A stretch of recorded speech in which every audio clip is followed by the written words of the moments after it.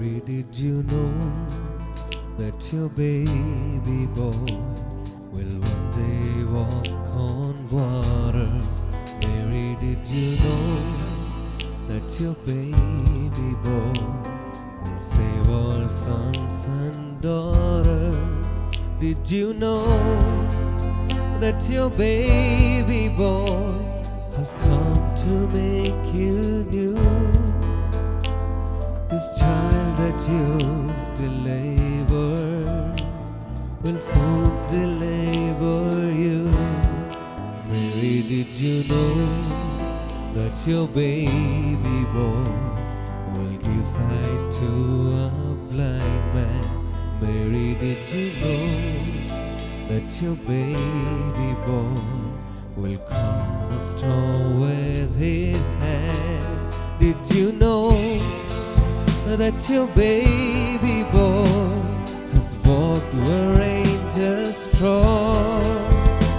When you kiss your little baby, you've kissed the face of God.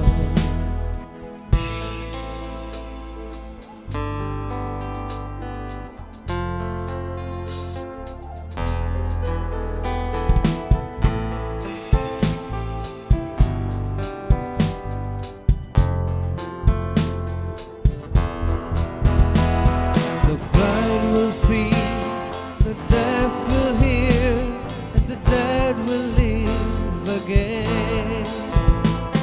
The lame will lead, the dumb will speak, the praises of the Lamb. Mary, did you know that your baby boy is Lord of all creation? Mary, did you know that your baby boy will one day rule the nations? Did you know that your baby boy is heaven's perfect land?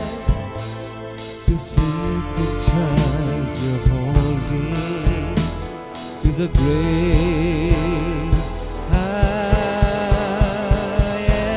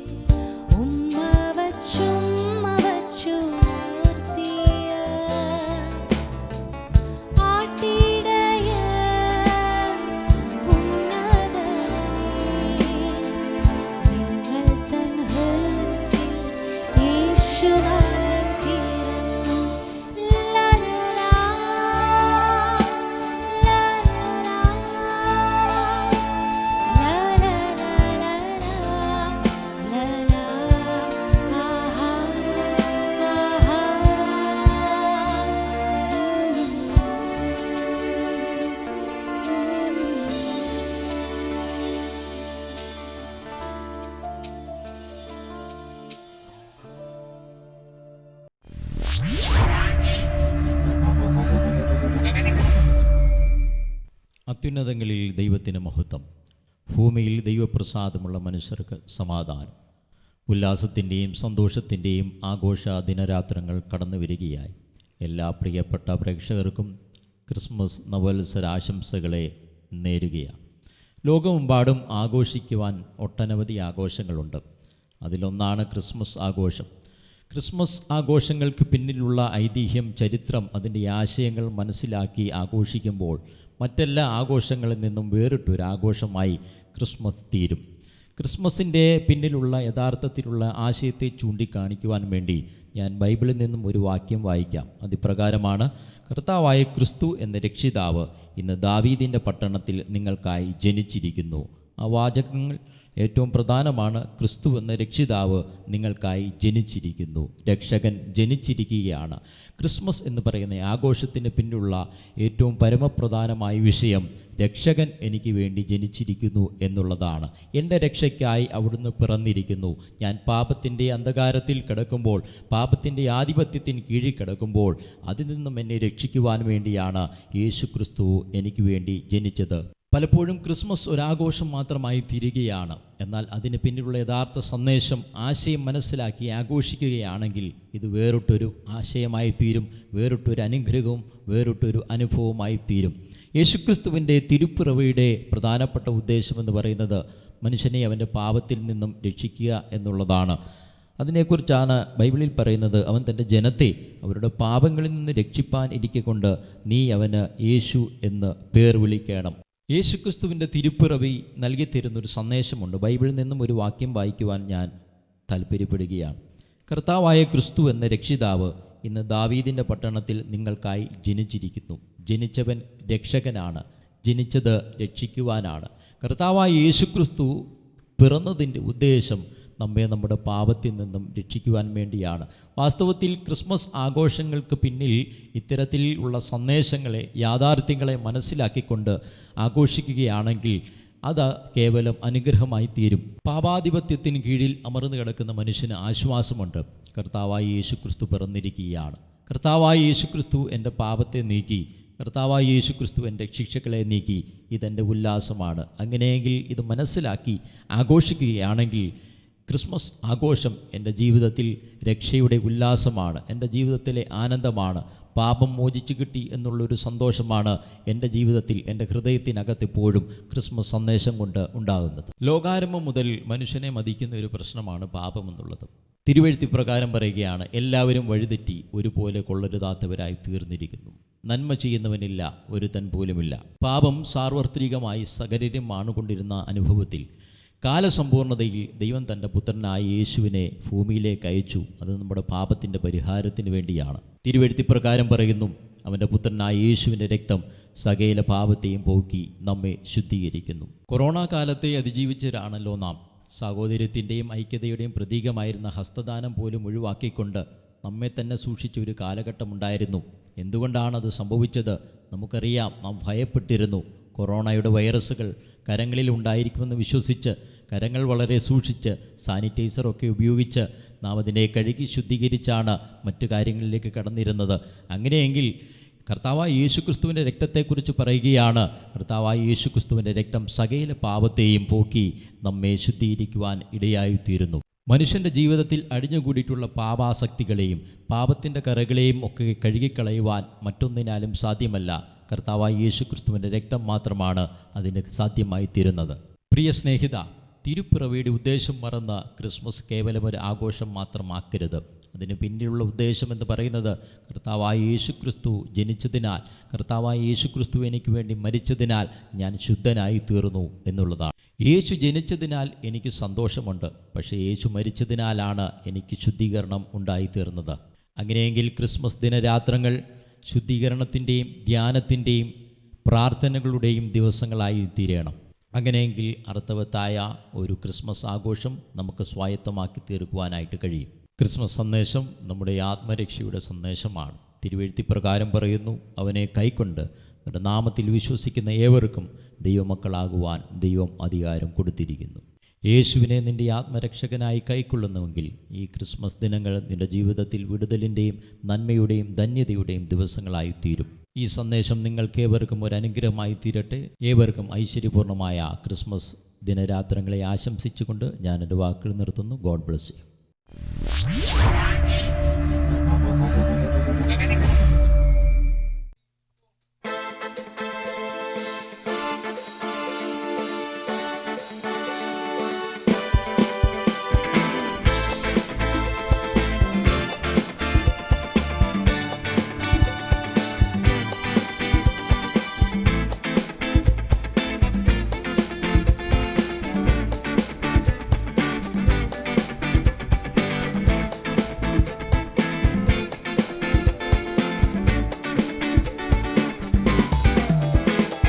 ദൂതർഗാനം വാനിൽ മുഴങ്ങി ശാന്തി സംഗീതമാ കാലിക്കൂട്ടിൽ ദൈവപുത്രൻ ജാതനാ. ദൂതർഗാനം വാനിൽ മുഴങ്ങി ശാന്തി സംഗീതമാ കാലിക്കൂട്ടിൽ ദൈവപുത്രൻ ജാതനാ. ഉന്നതങ്ങളിൽ മഹത്വം മണ്ണിതിൽ ശാന്തിയും. ഉന്നതങ്ങളിൽ മഹത്വം മണ്ണിതിൽ ശാന്തിയും. ദൂതർഗാനം വാനിൽ മുഴങ്ങി ശാന്തി സംഗീതമാ ബേത്ലഹേമിൻ കാലിക്കൂട്ടിൽ ദൈവപുത്രൻ ജാതനാ.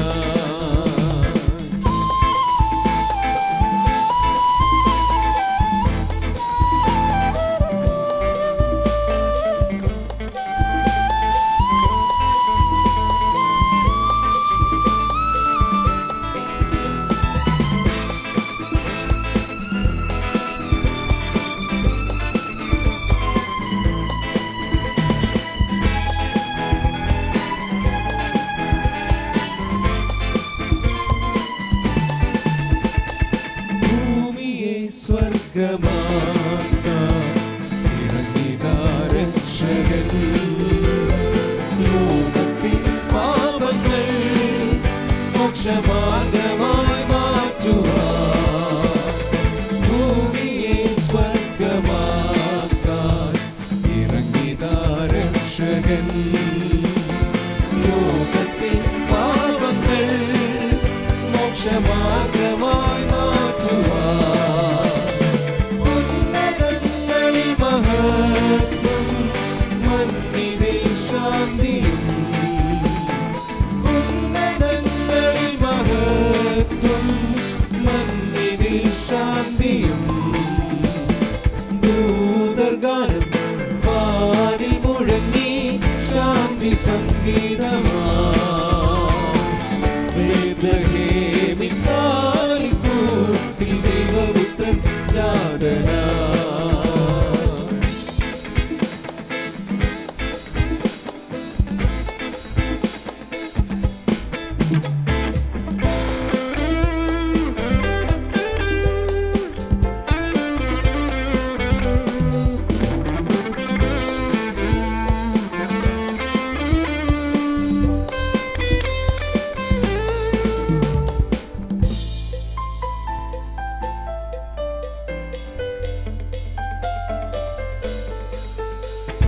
ശാന്തി സന്ദേശം ഭൂവിൽ ഉയർന്നിതാരാവതിൽ. സ്നേഹത്തിൻ ദൂതുമായി സ്നേഹഗായകർ പാടുന്നു. ശാന്തി സന്ദേശം ഭൂവിൽ ഉയർന്നിതാരാവതിൽ. സ്നേഹത്തിൻ ദൂതുമായി സ്നേഹഗായകർ പാടുന്നു. ഉന്നതങ്ങളിൽ മഹത്വം മണ്ണിതിൽ ശാന്തിയും. ഉന്നതങ്ങളിൽ മഹത്വം മണ്ണിതിൽ ശാന്തിയും. ദൂതർഗാനം വാനിൽ മുഴങ്ങി ശാന്തി സംഗീതം.